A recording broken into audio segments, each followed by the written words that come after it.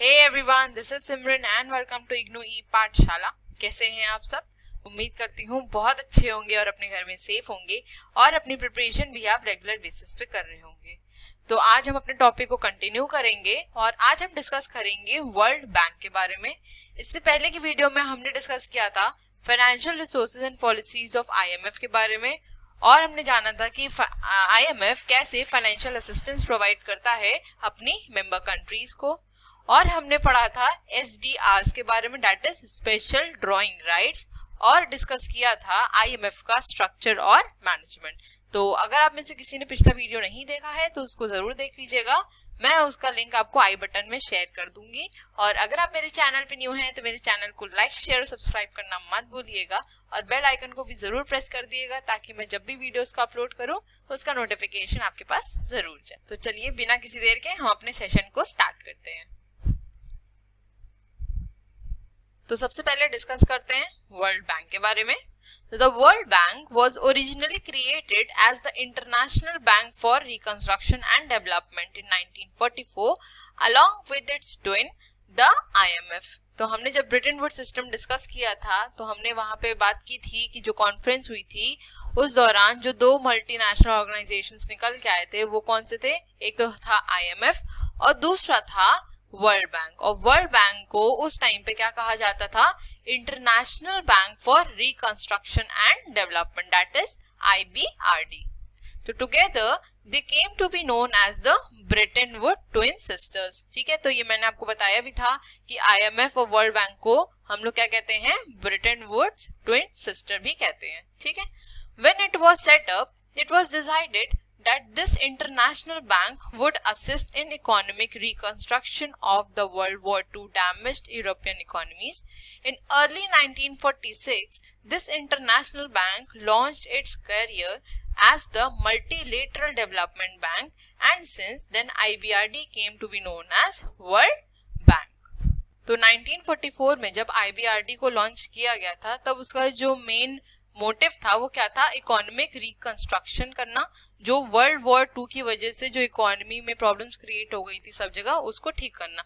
लेकिन 1946 के बाद उसने अपने आप को अपग्रेड किया, ठीक है, और अपने को एक मल्टीलेटरल डेवलपमेंट बैंक के रूप में लॉन्च किया और उसी के बाद से IBRD का नाम चेंज होके क्या हो गया है?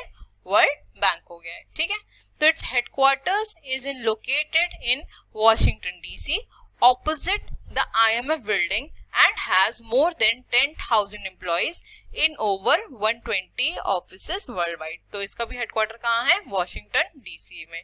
ठीक है, आईएमएफ का भी कहाँ है? वॉशिंगटन डीसी में। ऑब्वियस सी बात है, ऑपोजिट है तो एक ही जगह होगा, है ना।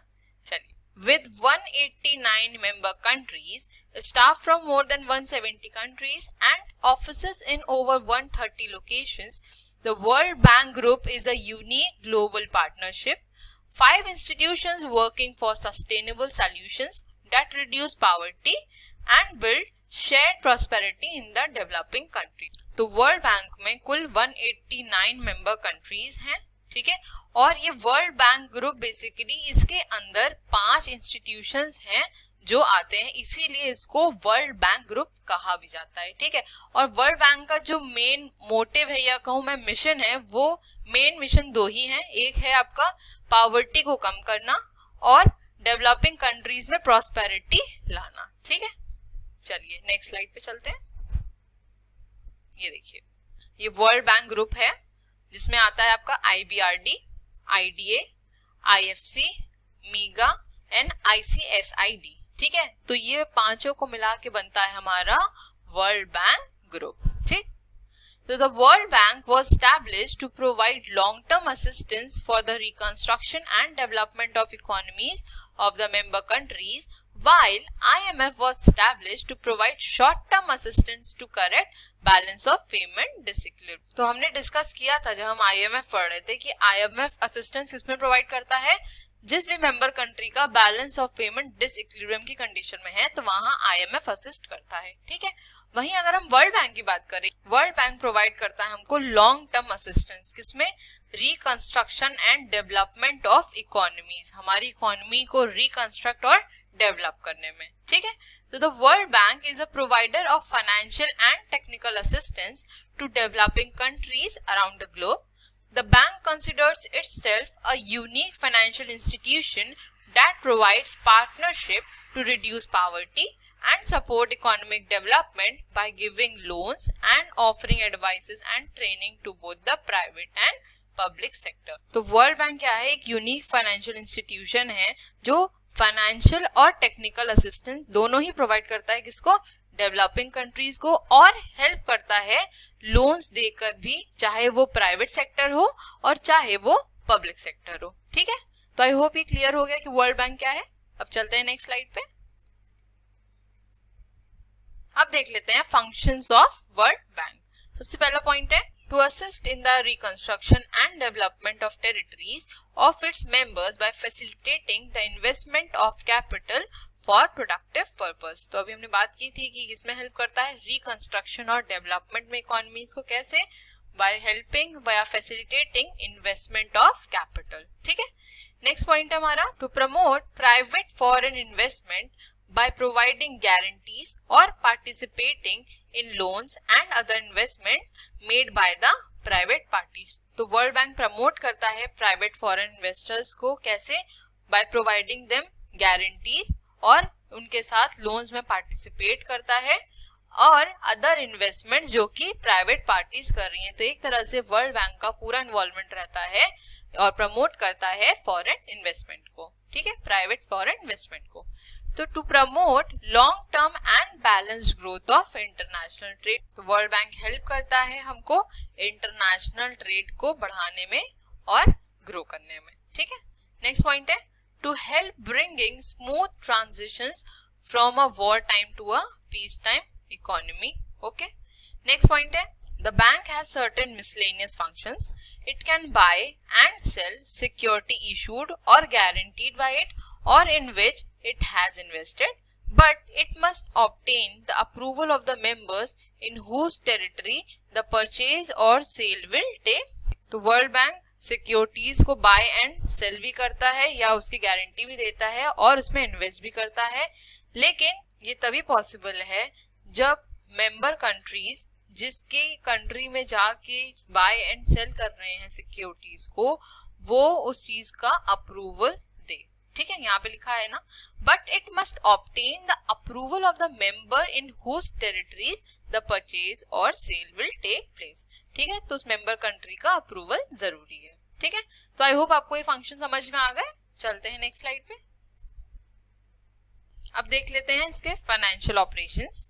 The World Bank provides assistance to governments, public sector units, autonomous bodies, municipalities, etc. Its loans have to be guaranteed by the respective governments. The maturity of its loan varies from 15 to 20 years and they are at relatively low rate of interest. तो इसकी maturity कितनी रहती है loans की? 15 to 20 years रहती है, और जो इंटरेस्ट है वो भी काफी कम रहता है। The World Bank has been emphasizing on giving loan to help countries to meet balance of payment difficulties, and it has been using its loan window to make debtor country to adopt policies of free trade, privatization, deregulation, liberalization and globalization. तो World Bank help करता है उन developing countries को जिनका balance of payment disequilibrium की condition चल रहा है, तो वो क्या करती हैं? वर्ल्ड बैंक से लोन लेती हैं। अब वो कंट्रीज ने अगर लोन लिया है तो वो वर्ल्ड बैंक उनको एम्फसाइज करता है कि वो फ्री ट्रेड की तरफ बढ़े, एलपीजी पॉलिसी को अपनाएं, लिबरलाइजेशन, प्राइवेटाइजेशन एंड ग्लोबलाइजेशन, और इसके थ्रू जो डेवलपिंग कंट्रीज हैं वर्ल्ड ट्रेड में अपना कंट्रीब्यूशन दे सके, ठीक है। इसीलिए वर्ल्ड बैंक इनको हेल्प करता है, असिस्ट करता है, ठीक। तो the world bank has identified the following major development issues on which it is intended to focus. सबसे पहला है the pursuit of economic reforms. Next है the investment in people in particular through education, health, nutrition and family planning programmes, protection of environment, stimulation of private sector and reorientation of government in order to enhance the private sector by reforming and strengthening the public sector। तो I hope आपको ये points clear हो गए होंगे, self explanatory points हैं, आप पढ़ेंगे खुद भी तो एकदम क्लियर हो जाएंगे। तो वर्ल्ड बैंक बेसिकली किन चीज पर फोकस करता है, health, nutrition, family planning programmes पे, एजुकेशन पे, प्रोटेक्शन ऑफ एनवायरनमेंट और प्राइवेट सेक्टर को बढ़ावा देने की बात करता है। कोशिश भी करता है कि प्राइवेट सेक्टर ज्यादा से ज्यादा इन्वॉल्व हो पाए with the collaboration of government. तो आई होप यहाँ तक आपको क्लियर हो गया। अब चलते हैं नेक्स्ट स्लाइड पे अपनी। Next is technical assistance programme. कैसे टेक्निकली हेल्प करता है इसको देखते हैं। The provision of technical assistance has become a major component of the world Bank. It provides technical assistance to member countries on the basis of economic sector and project analysis undertaken by the bank. तो World bank technical assistance किस basis provide करता है, सबसे पहले देखता है कि किस इकोनॉमिक सेक्टर में जरूरत है और प्रोजेक्ट को एनालाइज करता है कि किस टाइप का प्रोजेक्ट है। ठीक है, तो the bank introduced project preparation facility in 1975 to help the prospective buyers fill up the gaps in project preparation and creation of necessary institutional structure for it, and the project is financed by United Nations Development Program. तो World bank ने introduce किया था project preparation facility 1975 में, जिसके through जो buyers हैं वो project को इजीली प्रिपेयर कर सकते थे और इसको फाइनेंस किया गया था यूनाइटेड नेशन डेवलपमेंट प्रोग्राम द्वारा। ठीक है, तो it transfers technology services on evaluation and monitoring panel. तो जो टेक्नोलॉजी है उसको ट्रांसफर किसके थ्रू किया जाता था, इवैल्यूएशन और मॉनिटरिंग पैनल के द्वारा। ठीक है, तो आई होप यहाँ तक क्लियर हो गया। चलते हैं नेक्स्ट स्लाइड पे, देख लेते हैं other activities of world bank. The World Bank has a strong research program focusing on issues such as maintaining sustainable growth while protecting the environment and the poorest sections of society, encouraging the development of the private sector and reducing and decentralizing government activities. तो कुछ और ऐसे areas हैं जिन पे वो focus करता है, जैसे कि environment को प्रोटेक्ट करना, हमारी जो पुअरेस्ट सेक्शन ऑफ सोसाइटी है उसको भी प्रोटेक्ट करना, इनकरेज करना डेवलपमेंट प्राइवेट सेक्टर का, और जो गवर्नमेंट के पास पावर सेंट्रलाइज थी उसको डिसेंट्रलाइज कर देना। ठीक है, तो the world bank also cooperate with the FAO and UNDP in the area of agriculture research. तो वर्ल्ड बैंक कोऑपरेट करता है फूड एंड एग्रीकल्चरल ऑर्गेनाइजेशन के साथ, किस लिए, ताकि उनको एग्रीकल्चर रिसर्च से रिलेटेड असिस्टेंस प्रोवाइड कर सके। ठीक है, तो the world bank established Economic Development Institute in 1955. In 1966, the World Bank founded International Center for Settlement of Investment Dispute, जो हमने अभी पढ़ा भी था। देखिए, वर्ल्ड बैंक ग्रुप के अंदर अभी हमने डिस्कस किया था कि 5 इंस्टीट्यूशंस हैं। ठीक है, उसमें से एक हमारे इंस्टीट्यूशन था ICSID, that is international centre for settlement of investment dispute. तो इसमें क्या होता है कि जितनी भी ट्रेडिंग कंट्रीज हैं, अगर उनके बीच में इन्वेस्टमेंट से रिलेटेड कुछ डिस्प्यूट्स क्रिएट होते हैं तो यहीं पे उनको सेटल किया जाता है। ठीक है, तो ये कब बना था, 1966 में। So the broad objective of the center is to settle any dispute that might arise out of investment between the contracting state and the foreign investor. ठीक है, तो आई होप आपको ये क्लियर हो गया। चलते हैं नेक्स्ट स्लाइड पे। Next is international financial corporations, that is IFC। ये क्या है, वर्ल्ड बैंक ग्रुप का एक पार्ट है, एक इंस्टीट्यूशन है। ठीक है, तो the international finance corporation, a member of world bank group, was founded in 1956 to stimulate economic growth in developing countries by promoting private enterprise in these countries. तो IFC का जो की पॉइंट है वो ये है कि IFC प्रमोट करता है प्राइवेट एंटरप्राइजेस को। ठीक है, इस चीज को याद रखिएगा और जब भी आंसर लिखिएगा ये चीज जरूर मेंशन करेगा, क्योंकि इसके बिना IFC के बारे में जो भी लिखा आपने वो अधूरा ही रह जाएगा। ठीक है, Today, IFC is the largest multilateral source of loan and equity financing for private sector projects in the developing world.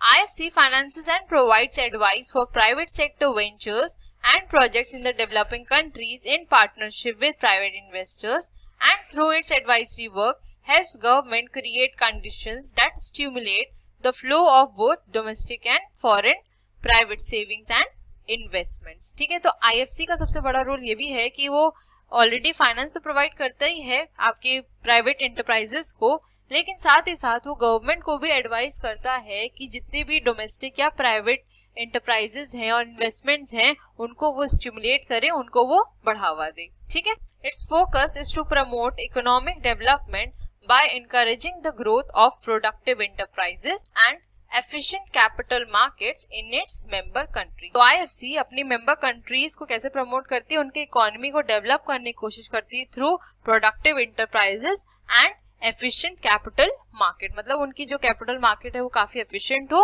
और जो एंटरप्राइजेस हैं उनकी कंट्री में वो काफी प्रोडक्टिव होने चाहिए, और इन सब चीजों के लिए आईएफसी अपनी मेंबर कंट्रीज को हेल्प करती है। ठीक है, चलते हैं नेक्स्ट स्लाइड पे।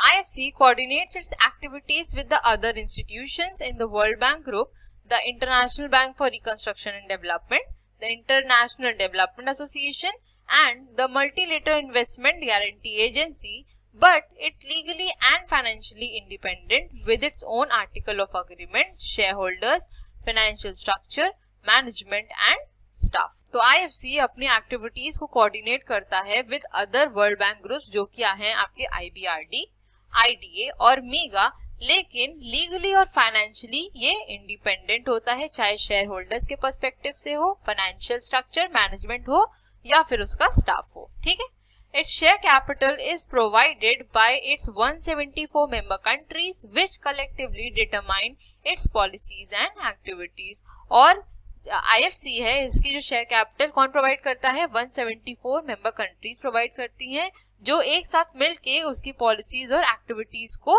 फ्रेम करती हैं। ठीक है, तो आई होप आपको आईएफसी क्लियर हो गया। अब चलते हैं अपनी नेक्स्ट स्लाइड पे। नेक्स्ट है हमारा international development association, that is IDA। तो international development association, another affiliate of the world bank, began operations in 1960. IDA assistance is aimed at the poorest developing countries, that is those with an annual per capita gross national product in 1997 of $925 or less. By this criteria, about 70 countries are eligible. तो international development association की क्या है, world bank group का एक part है जो कि नवंबर 1960 में स्टैब्लिश हुआ था, और IDA असिस्टेंस या हेल्प किसको प्रोवाइड करता है, पुअरेस्ट डेवलपिंग कंट्रीज को। ठीक है, अब ये पुअरेस्ट डेवलपिंग कंट्री हम किसको कहेंगे ये देख लेते हैं।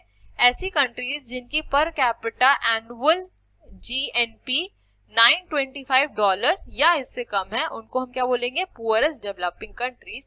और इस क्राइटेरिया को लगभग 70 कंट्रीज ने क्वालिफाई किया था। ठीक है, under IDA lending conditions, credits can be given to the countries whose balance of payment could not sustain the burden of repayment required for the World Bank loans. तो ऐसी countries जिनने world bank से already loans ले रखा है और उसको repay नहीं कर पा रही हैं, तो उनको कौन हेल्प करता है, IDA हेल्प करता है थ्रू लेंडिंग। ठीक, तो terms are far more favourable than those provided by World Bank, मतलब कि जो वर्ल्ड बैंक ने जो अपने टर्म दिया हुआ है, मतलब जो एक टाइम ड्यूरेशन दिया हुआ है लोन को रीपे करने का, वो काफी है, लेकिन IDA में इस चीज की फैसिलिटी और ज्यादा अच्छी है और ज्यादा फेवरेबल है। ठीक है, तो IDA credits are made only to the government. ठीक है, ये सबसे मेन पॉइंट है इसका कि IDA सिर्फ इसको प्रोवाइड करता है गवर्नमेंट्स को, वहीं IFC किसको प्रोवाइड करता है, सिर्फ और सिर्फ प्राइवेट एंटरप्राइजेस को। ठीक, तो credits are for a period of 35 और 40 years with a grace period of 10 years and carry no interest charges। तो IDA की सबसे बड़ी बात यह है कि जो इसका टाइम पीरियड है वो कैसा है, 35 to 40 इयर्स है, उसके बाद 10 साल का ग्रेस पीरियड भी मिलता है, साथ ही साथ कोई भी इंटरेस्ट चार्ज नहीं करता है IDA। ठीक है, आई होप ये क्लियर हो गया। नाउ नेक्स्ट पॉइंट है, IDA gives priority to the funding for education and AIDS program in Africa, the reduction of poverty, economic adjustment and growth, the protection of environment.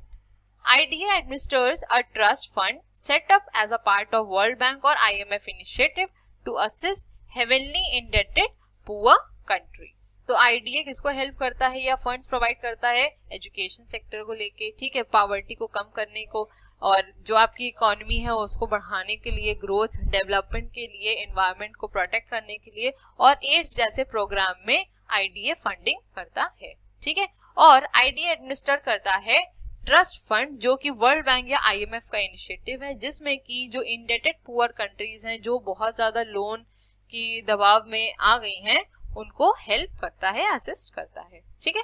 तो I hope आपको ये clear हो गया। चलते हैं next slide पे। Next is regional development banks. अब देखते हैं कि रीजनल डेवलपमेंट बैंक्स को बनाने की क्या जरूरत पड़ गई, ठीक है। तो 3 sets of ideas widely held in developing countries in 1950s contributed to the establishment of regional development banks. पहला पॉइंट है, there was a strong feeling that the flow of external capital for the financing their development was greatly inadequate in relation to their needs, and that existing international mechanism for the transfer of long and medium capital could not be relied upon to fill the gap. तो सबसे पहला point ये है कि जितनी भी countries थी उनको ये लग रहा था कि जो एक्सटर्नल कैपिटल है वो उनके लिए इतनी एडिक्वेट नहीं है कि वो उनकी कंट्री के डेवलपमेंट में हेल्प कर सकती है, स्पेशली लॉन्ग टर्म और मीडियम टर्म कैपिटल्स के लिए वो उसके ऊपर रिलाई नहीं कर सकते हैं, ठीक है। तो इसकी वजह से रीजनल डेवलपमेंट बैंक्स को फॉर्म किया गया। ये हो गया पहला पॉइंट। सेकेंड पॉइंट क्या है, इसको देख लेते हैं। The existing international credit mechanism was considered quantitatively defective in that it did not provide finance for many types of projects and activities that could make a highly productive contribution to the economic development. अब second problem क्या आई कि जो existing international credit mechanism था वो इतना ज्यादा effective नहीं था। क्यों? क्योंकि हर टाइप के प्रोजेक्ट्स को वो फाइनेंस नहीं करता था, जिसकी वजह से क्या हुआ कि जो अच्छे प्रोजेक्ट्स थे, जो हाईली प्रोडक्टिव प्रोजेक्ट्स थे, वो कभी भी इम्प्लीमेंट नहीं हो पाए और उसकी वजह से जो इकोनॉमिक डेवलपमेंट हो सकता था वो नहीं हो पाया, ठीक। लास्ट पॉइंट है, the developing countries came to realise that the existing international financial institutions could not be expected to take care of many financial problems. तो लास्ट पॉइंट ये कह रहा है कि जितनी भी डेवलपिंग कंट्रीज हैं उनको ये रियलाइज हुआ कि जो एग्जिस्टिंग इंटरनेशनल फाइनेंशियल इंस्टीट्यूशंस हैं वो हर पर्सपेक्टिव से फाइनेंशियल प्रॉब्लम्स को टैकल नहीं कर पाएंगे, ठीक है। तो इन सब वजह से क्या हुआ, रीजनल डेवलपमेंट बैंक का एस्टैब्लिशमेंट हुआ, ठीक। अब देख लेते हैं कौन कौन से रीजनल डेवलपमेंट बैंक्स हैं। पहला है हमारा Inter-American Development Bank. So the Inter-American Development Bank is a cooperative development bank founded in 1959, headquartered at Washington DC, to accelerate the economic and social development of its Latin American and Caribbean member countries. तो inter American development bank कब बना? 1959 में, और इसका headquarter कहाँ है? Washington DC. और इसको क्यों बनाया गया? ताकि जो लैटिन अमेरिकन और कैरिबियन मेंबर्स हैं उनके बीच में एक इकोनॉमिक और सोशल डेवलपमेंट बन सके, उसको एक्सेलरेट किया जा सके, बढ़ाया जा सके। It is owned by a total of 48 member countries consisting US and some European nations. तो इसमें टोटल 48 मेंबर कंट्रीज हैं जिसमें यूएस और कुछ यूरोपियन नेशंस भी शामिल हैं। The bank provides financing in the form of loans and grants. IADB lends to government and to public and private enterprises for specific economic and social development projects and for sectoral forms for term ranging from 15 to 40 years, ठीक है। तो जो inter American development bank है ये loans या grants के form में finance provide करता है और ये पब्लिक और प्राइवेट एंटरप्राइजेस दोनों को ही देता है, जिसका जो टर्म है, टाइम है, वो कितना है? 15 to 40 years है, ठीक। Its source of fund include capital stock and market borrowings। और इनका जो source of fund है, इनको जहां से फंड मिलता है वो क्या है? कैपिटल स्टॉक है और मार्केट से बोरो करते हैं। The US is the IDB's largest shareholder with a 30% stake। और IDB का जो largest shareholder है वो कौन है? US, जिसके पास 30% stake है इसका, ठीक है। तो आई होप आपको ये समझ में आ गया। चलते हैं नेक्स्ट पॉइंट पे। नेक्स्ट है हमारा the American Development Bank. The ADB is committed to achieving a prosperous, inclusive, resilient and sustainable Asia and the Pacific while sustaining its effort to eradicate extreme poverty. तो American Development Bank का जो main objective है या कहूँ मैं मोटो है वो क्या है? पॉवर्टी को इरेडिकेट करना और सस्टेनेबल डेवलपमेंट क्रिएट करना between Asia and Pacific. Established in 1966, headquartered in Manila, Philippines, it is owned by 68 members, 49 from the region. तो establish कब हुआ था? 1966 में. इसका हेडक्वार्टर कहाँ है? मनीला, फिलीपींस में. और इसमें टोटल 68 मेंबर्स हैं, जिसमें कि 49 एक रीजन से हैं. ठीक है ना. अब देख लेते हैं बैंक के प्रिंसिपल फंक्शंस क्या हैं. पहला पॉइंट है to extend loans and equity investment for the economic and social development of its developing member countries. तो ये लोन्स और इन्वेस्टमेंट अपॉर्चुनिटीज प्रोवाइड करता है अपनी डेवलपिंग मेंबर कंट्रीज को, जिसके थ्रू उनकी इकोनॉमिक और सोशल डेवलपमेंट हो सके. ठीक है. नेक्स्ट पॉइंट है to provide technical assistance for the preparation and execution of development projects and program and for advisory services. ये technical assistance provide करता है अपनी member countries को through preparation and execution of development projects. जो projects हैं उनको ताकि properly develop किया जा सके और properly execute किया जा सके, और advisory services भी provide करता है. मतलब जहाँ पे advice की जरूरत है वहाँ पे advice भी provide करता है. ठीक. नेक्स्ट पॉइंट है to promote and facilitate investment of public and private capital for development purposes. ठीक है. तो ये प्रमोट करता है both public और private capital ताकि जो कंट्री है उसमें डेवलपमेंट हो सके.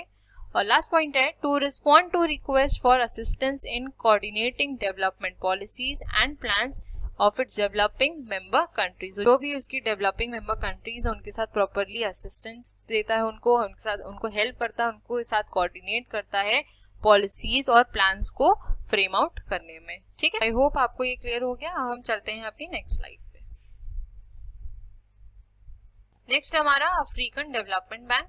African development bank is a financial institution comprising 54 African and 26 non-African countries that promote economic and social progress in Africa through loans, equity investments and technical assistance. तो African development bank क्या है? एक financial institution है जिसमें कि 54 African countries और 26 non African countries शामिल हैं.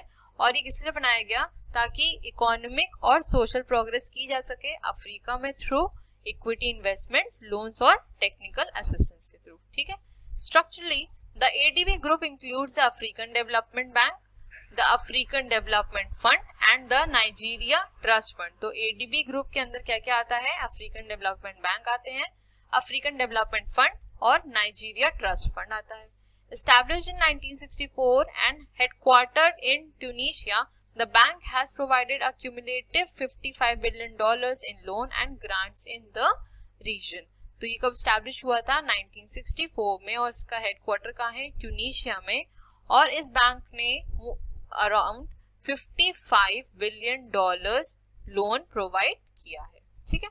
अब इस बैंक के क्या प्रिंसिपल्स हैं ये देख लेते हैं. सबसे पहला पॉइंट है to make loans and equity investments for the economic and social advancement of regional member countries. तो जो अभी हमने पिछला पॉइंट डिस्कस किया था वही सिमिलर पॉइंट है ये भी. To provide technical assistance for the preparation and execution of development projects and programme. ये सारे पॉइंट्स हम डिस्कस कर चुके हैं अभी पिछली स्लाइड में, that is Asian development bank की जो हमने पढ़े थे प्रिंसिपल फंक्शंस, वही सेम प्रिंसिपल फंक्शंस हैं इसमें. ठीक है. ये जो 3 पॉइंट्स आप इनको मत पढ़िएगा, ये मैंने शायद गलत लिख दिए हैं, और मैं आपको जो PDF दूंगी तो मैं इसको रेक्टिफाई करके दे दूंगी. ठीक है. Sorry for that. तो यहाँ पे हमारा ये चैप्टर भी फिनिश हो जाता है. ठीक है. आपका ये चैप्टर भी खत्म हो गया. Thank you so much for watching. Please channel को लाइक, शेयर और सब्सक्राइब करना मत भूलिएगा, और बेल आइकन को भी जरूर प्रेस कर दीजिएगा ताकि मैं जब भी वीडियोस को अपलोड करूँ उसका नोटिफिकेशन आपके पास जरूर जाए.